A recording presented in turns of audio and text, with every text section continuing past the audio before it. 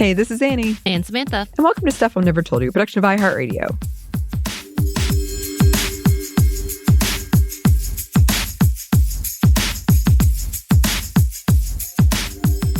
And for our holiday treat, I guess, episode, because we're going to be gone as this is released, technically.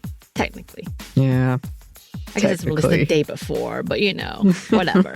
Anyway, we wanted to give thanks to the women and folks from the indigenous communities who have been working hard not only to preserve the land as it was before the ugliness of colonization and trying to teach the people around them the dangers of continuing down said ugly path, but also preserving their own culture that these same, colonizers have tried to eradicate and make extinct.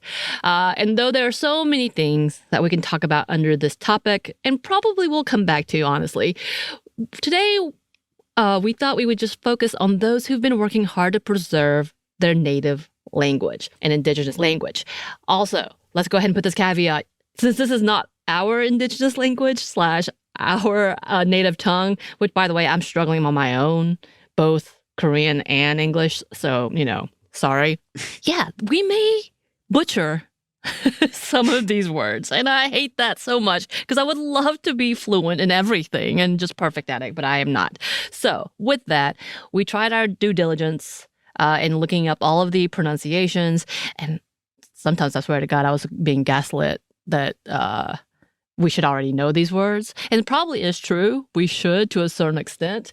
But anyway, so please be patient with our very bad pronunciation. Again, as per usual, if you know these languages and want to share with us how to say it correctly, we would gladly hear those. Because as you know, when it comes to Google translation, not the greatest. Not the greatest. So, but yes, be forewarned. It's not great. And if you are a person of the Native community or indigenous community, this might be too much for you. I understand. So content warning, because we do talk a little bit about the ugly history of it all. For the rest of you, listen. And us, of course. Because we need to learn these things. So yeah, we're going to jump into the history of how colonizers tried to stop the use of the indigenous languages. So when it comes to this history, the first peoples of all the lands probably, we know it's bloody and horrifying. Though children's stories and colonial takes downplay the amount of atrocities that occurred then and even now, the indigenous community fight to preserve their culture. Yes, I think if we talk about the old tale of Thanksgiving and all the pilgrims coming to share with their food, we know the true story. It wasn't all that great. We know. So just as a reminder. But it isn't that hard to understand that those in power are still trying to suppress the original cultures that existed in most places. In fact, in some cases, and places like the United States have spent money trying to erase indigenous languages. Here's some information from High Country News written by Rebecca Nagel in 2019. Quote, at the height of the Indian boarding school era between 1877 and 1918, the United States allocated $2.81 billion, adjusted for inflation, to support the nation's boarding school infrastructures, an educational system designed to assimilate indigenous people into white culture and destroy native languages. Since 2005, however, the federal government has only appropriated approximately $180 million for indigenous language revitalization. So in the article, they do write about the fact that the government has allotted some funds in order to restore and preserve the languages. It isn't anything compared to the amount spent to try to eradicate it.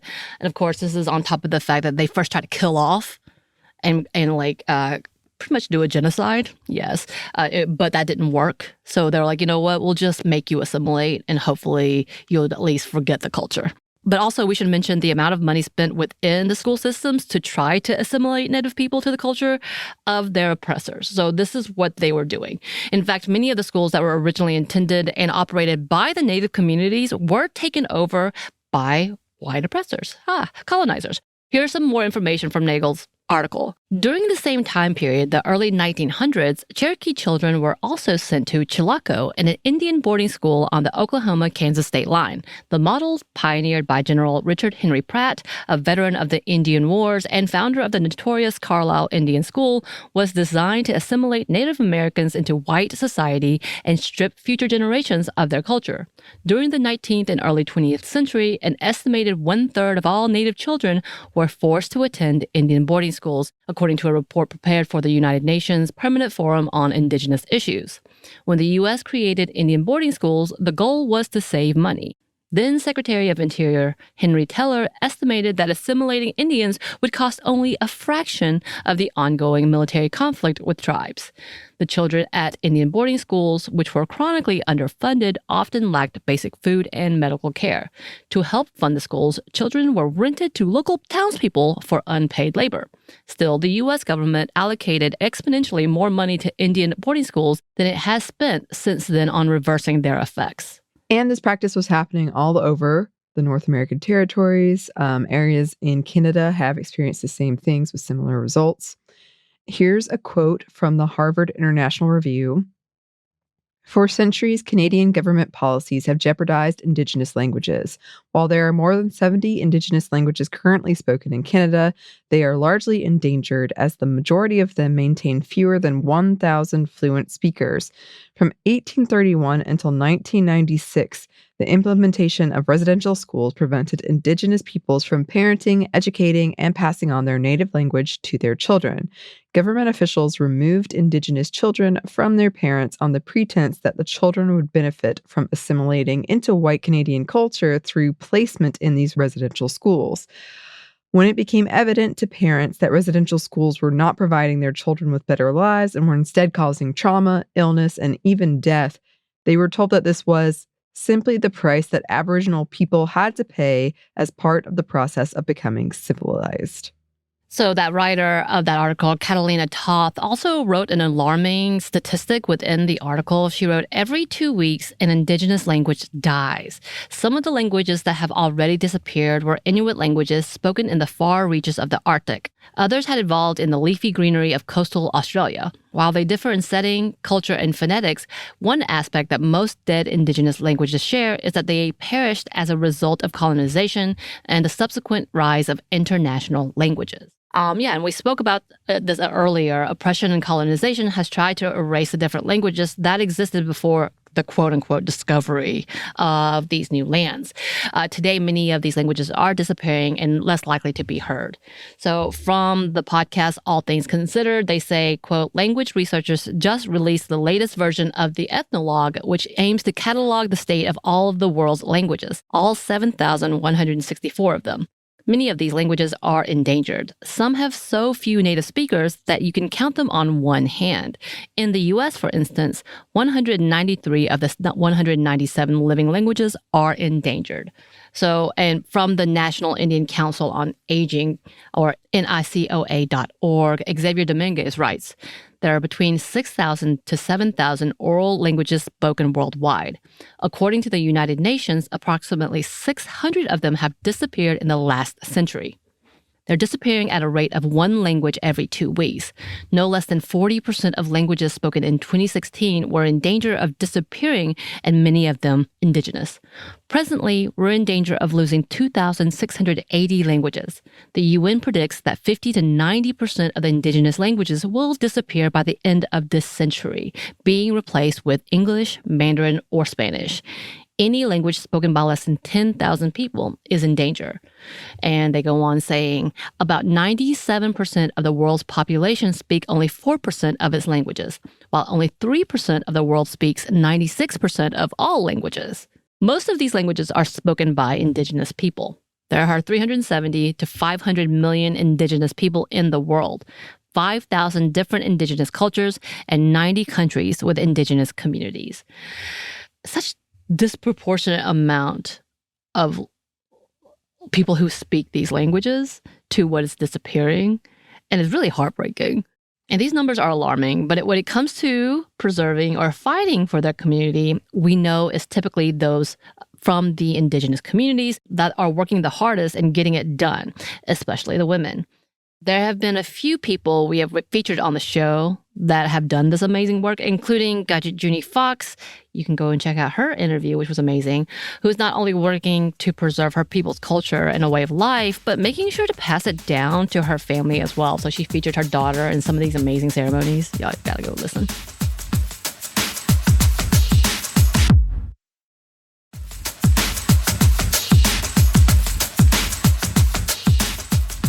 All over the world, the women of the Indigenous community have been the very vein of continuing to keep their legacy alive. They have understood the depth and importance of language and the need to preserve it. As Ruth H. Robertson of the Dakota Nation wrote in her article titled Language of Spirit for Atmos.earth, quote, language holds the identity of a people. Within a language, you discover how its speakers view the world. Within the Dakota language, you will see how we understand landscapes, embrace the relatedness of all things, and view sex and gender. Origin stories are hidden within place names. Our very historical record is revealed. Our language evolved from the lives we lived in our lands for millennia. But what may be most overlooked is the importance of language to the spirituality of a people. Among the Santee, medicine people have their own language. This sacred ceremonial tongue, passed down through the ages by ancestors and dreams, granted medicine people the ability to speak to the deities of old, perform magic, see visions, and create miracles. When the colonizer attempted to take our language from us, they were robbing us of more than our culture, history, and unique identity. They were taking away our ability to commune with our ancestors and pray to our gods. They were not just stealing our voices and our abilities to connect with our grandmothers and grandfathers. They were cutting our soul ties. Right. And y'all should go back and find this article that we just mentioned, because she writes so beautifully about what she sees as the depth of language. And I think when we all talk about it in a certain manner, like as I'm trying to learn Korean again and really feeling like part of my identity has been stripped of me because I forgot, it's no one's fault, but assimilation in general, like the depth of understanding yourself a little bit through your own language and how powerful that is. So, and she's one of many who have struggled not only to preserve a language that colonizers have tried to erase, but and has seen firsthand the painful trauma that comes with this type of oppression. She mentions in her article the travesty of boarding schools, which we kind of mentioned before, that abused Indigenous children in order to force them to assimilate to those who violently stole their land. So such a bigger conversation about what this is. I know our listeners already understand and know this, but the depth of deprivation it is to strip someone of their native language and why they're doing it. It is power. And here's some other women that we want to talk about that I feel like we should celebrate and maybe follow and watch what they're doing. Obviously, this is a very small list, because this originated from me wanting to talk about specific women to, oh, damn, this needs to be a whole episode, / this is still not, this could be a whole series, but I'm not going to do that, Anney. I'm not going to do that. I already know. I didn't do that. Anyway, so we do want to talk about a few of the women that have been spotlighted and talked about, and we want to talk more about as they do this amazing work. And one of the most famous women who made sure to put a spotlight on this issue was Marie Wilcox, and you can go look her up, and she's done some amazing work. Wilcox was featured in several films and articles in her pursuit of preserving her people's language. Wilcox was the last to speak fluent Wukchumni, but she made sure she wouldn't be the last when she goes, and she did die a couple of years ago. For over 10 years before her death, she created a dictionary for the language, and she made it to teach her people and her family the language of Wukchumni. Not only did she create a written document for it to be preserved, but during her lifetime, she taught a lot of classes throughout her community, making sure that it would keep going. In 2014, she was documented by the New York Times while she was doing her important work. In it, she says, quote, "It's sad. It just seems weird that I am the last one, and I don't know. It'll just be gone one of these days, maybe. I don't know. It might go on, and I believe thanks to her, it will go on and on." Now, her story is pretty incredible, and you can find her documentary online. Is there for you. And then, of course, a lot of YouTube clips that you can watch during her interviews. And she's really passionate and heartbroken that she could be the last one to speak this beautiful language. But as of now, the dictionary has been copyrighted, but it hasn't been published yet. And I'm not really sure. I didn't go look deeper into as to why it hasn't been. But I'm glad at the very least it was written, because she did pass away, I believe, a few years ago. And the fact that she was able to do this during her lifetime really means so much. And her legacy obviously continues to live on. So if you get a chance, you should go watch her documentary, which I'm glad it exists. These are the moments where I'm like, yeah, damn.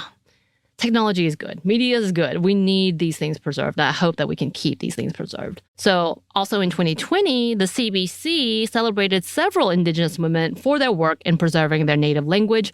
We're only going to highlight a couple, and you can actually look them up. They did some amazing stuff.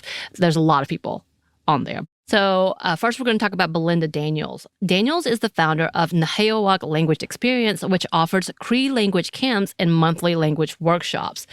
In the article, she says, quote, "I really believe that the spirit of the Cree language chose me to do this work, and I do this work to create awareness that there are Indigenous peoples living here still speaking their language."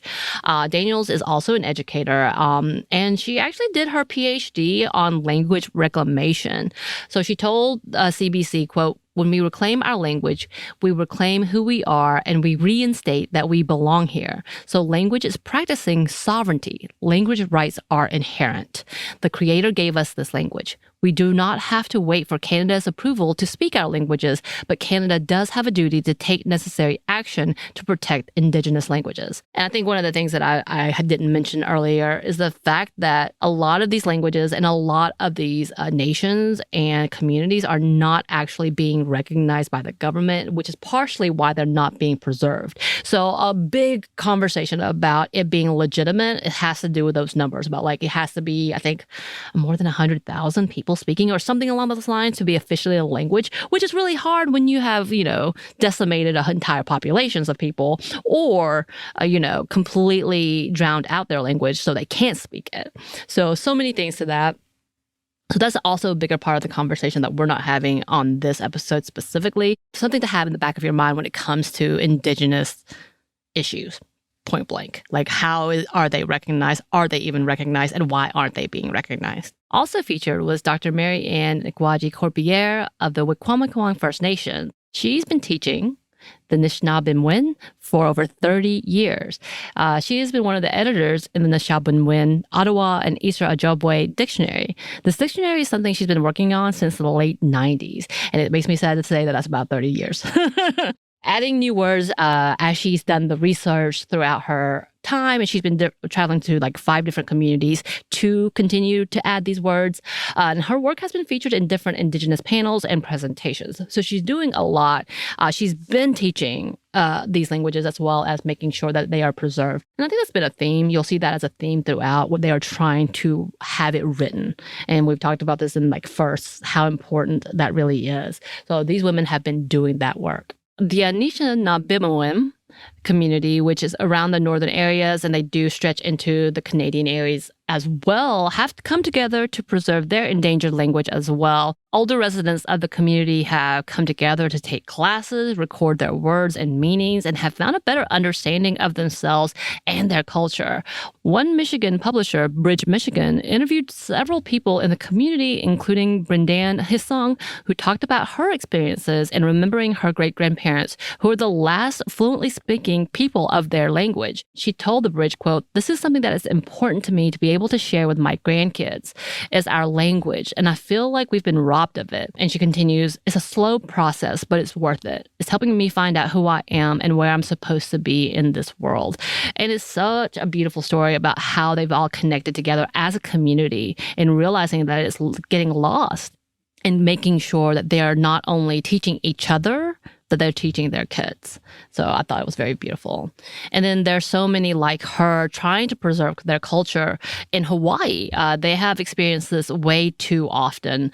On the island of Oahu, the Olelo, or language, was nearly extinct and is still not considered safe, but it has become more accessible through the teachings of Native schools. Here's a bit of history from a National Geographic article written by Ali Young in 2023. Quote, "By the end of the 19th century, literacy in Hawaii, in Olelo, spelled Hawaii, reached an astonishing high of over 90%. This was largely thanks to the public education system founded in 1840 by King Kamehameha III, the third king of Hawaii, 58 years before the American invasion and annexation. It was one of the highest literacy rates in the world at the time and still an impressive figure. In 2020, data from the United States Department of Education showed that 54% of adults aged 16 to 74 lack literacy proficiency.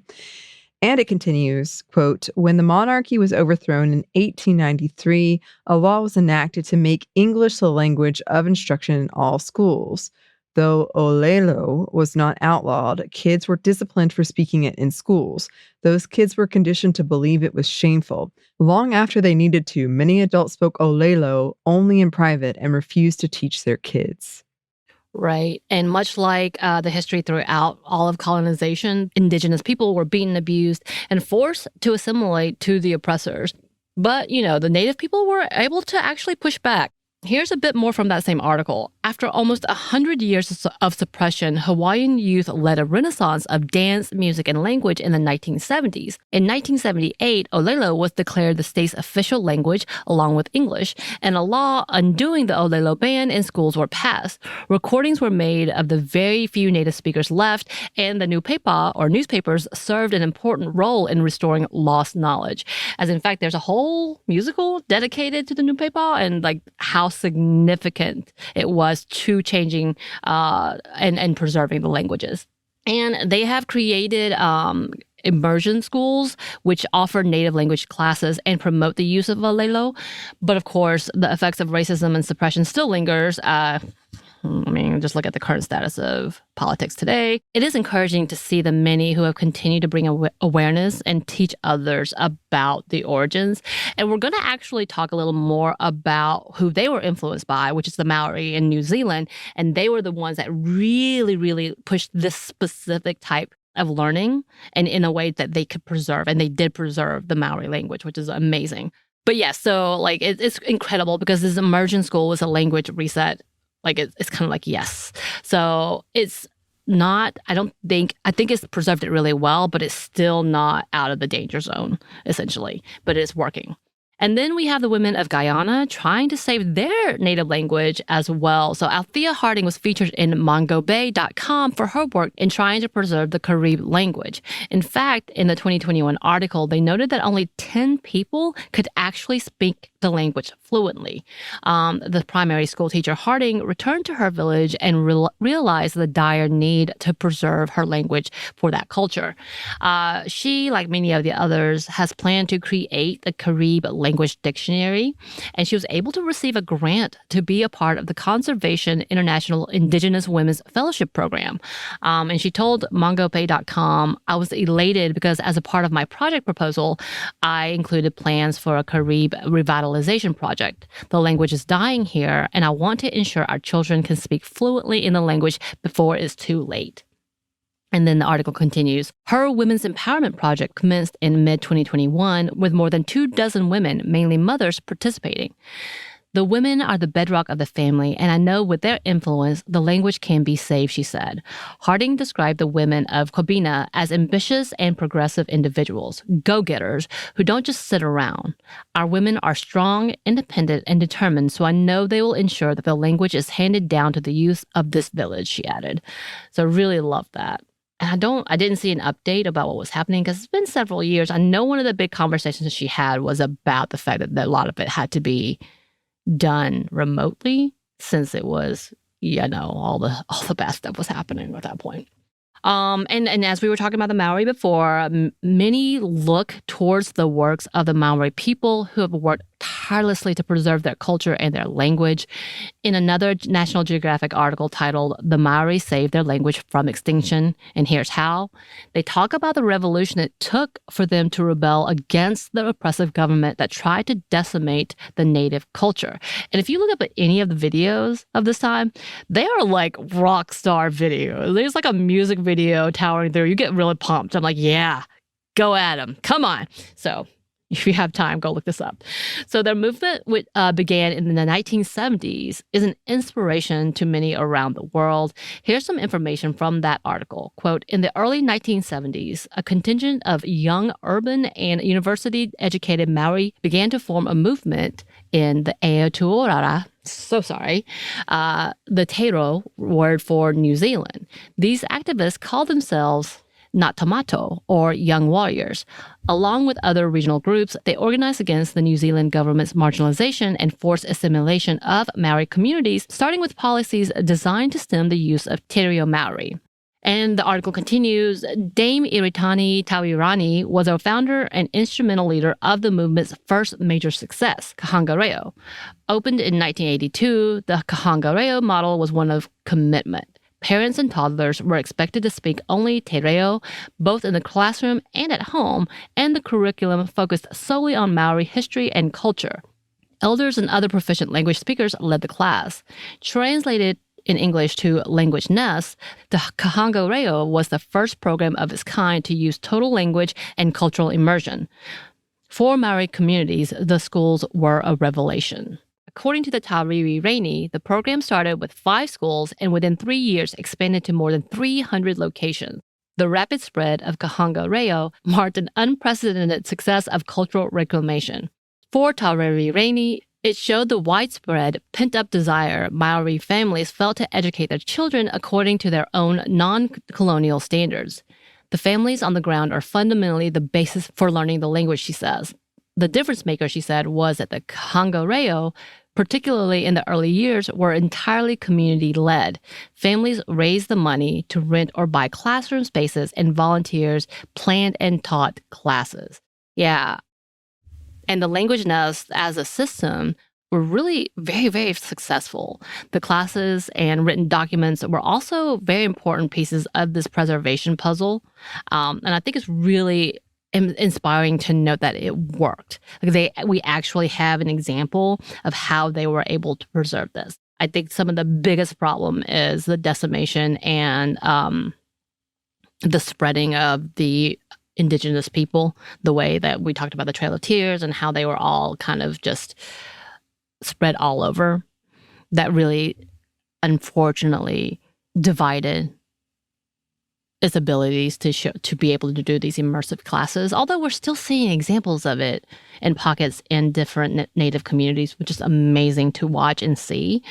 And with that, I think part of what we're looking at with the age of media and technology is helping to grow and help spread messages globally, which is great. And many have started using them to their advantage. Yes. In fact, a trio of Apache women have already started working with tech to record the language. From phys.org, quote, in one such endeavor, 3 Native American women rack their brains as they gather around a computer trying to remember and record dozens of Apache language words related to everyday activities such as cooking and eating. They are creating an online English Apache dictionary, just one of several projects working to preserve endangered Indigenous languages in the United States. The article continues, teacher Jocelyn Johnson and 2 of her colleagues validate the definition of the word Apache word, kapas, which means potato in English. Quote, the applications in the written language are good for a non-speaker. At least they'll have a museum of it where they can go for reference, said Johnson, a 68-year-old who teaches Apache vocabulary and grammar.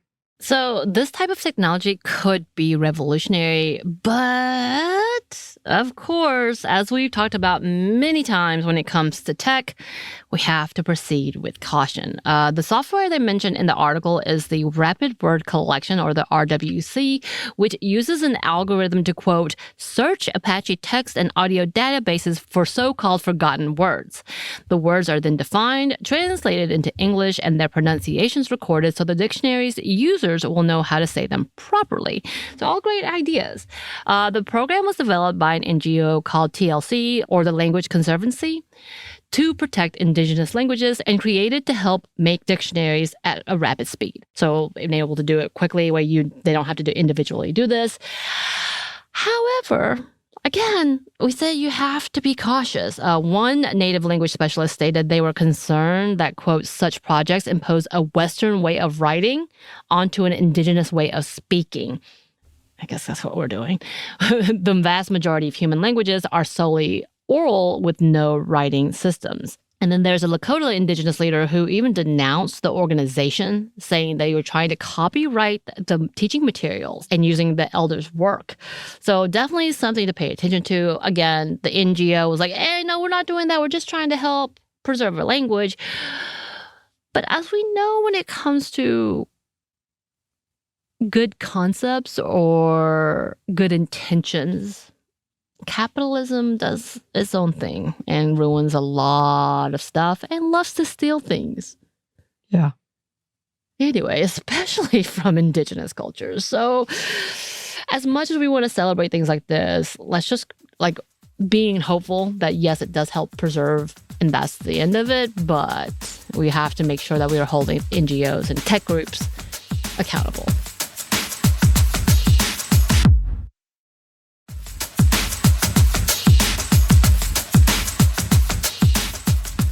Moving on, it's not just tech that's advancing the preservation of languages, but also things like songs and books, movies, and social media.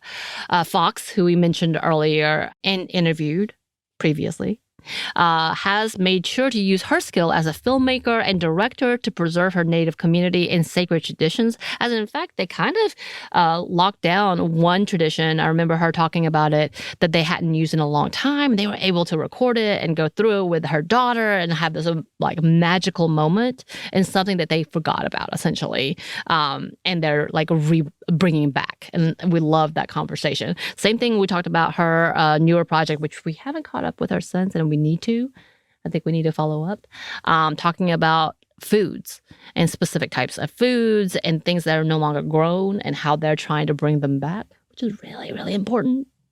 Mm-hmm. Right, Anney of Savor? Yes, I was excited about that when she mentioned it in that interview, and I'm still thinking about it. Me too, so we need to go back to that.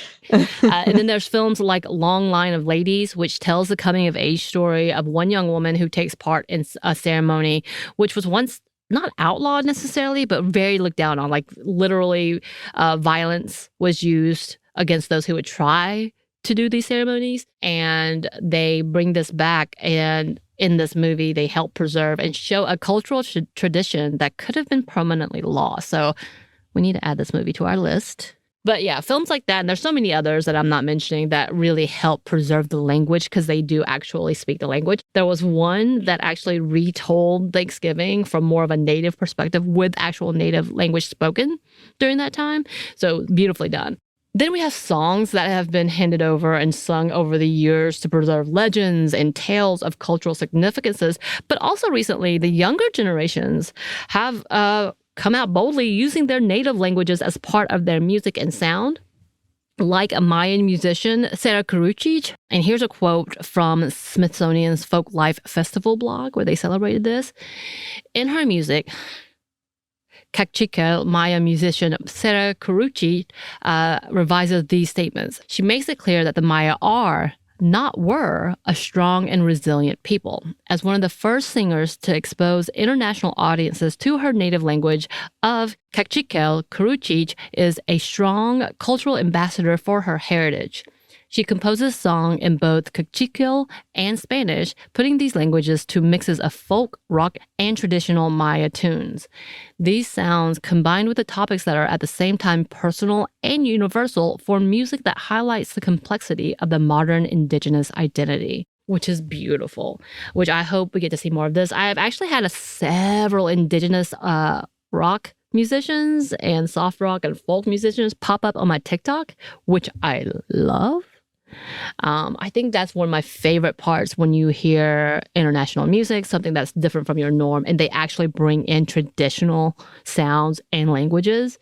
It's gorgeous. And I will say for myself, who's, again, trying to learn Korean, using K-pop, using K-dramas really do help in understanding what is being said and preserving and revitalizing for me, like personally, a language that I haven't spoken in over 35 years. So many things to this level, and it's gorgeous to see. And again, it's being led by mainly women. Like, you see so many women being at the forefront in this types of preservation, in this type of cultural awareness. Like, it's a beautiful thing, but also very tiresome, I'm sure, for them. And obviously, there's so much more to this conversation. So many people we need to talk about. And I'm sure we'll be bringing some more out. The part we play in helping to preserve the indigenous cultures and how not to be in the way or be oppressive. That's a really big part of the conversation. Again, like I said, I feel like this could be a series of different things, and we want to bring more indigenous creators to the forefront in this conversation as well. So, there's a lot, Anney. Yeah, there is. And it's such important work, and I'm glad it's being done. I'm sad that it has to be done like this, but I am glad that it is being done. But if there's anybody you want us to shout out or any resources you have, listeners, please let us know. You can email us at stephanieandmomstuff@iheartmedia.com. You can find us on Twitter at momstuffpodcast or on TikTok and Instagram at Stuff One Never Told You. We're also on YouTube. We have a TeePublic store, and we have a book you can get wherever you get your books. Thanks as always to our super producer, Christina, our executive producer, Maya, and our contributor, Joey. Thank you. And thanks to you for listening. Stuff I Never Told You is a production by iHeartRadio. For more podcasts from iHeartRadio, you can check out the iHeartRadio app, Apple Podcasts, or wherever you listen to your favorite shows.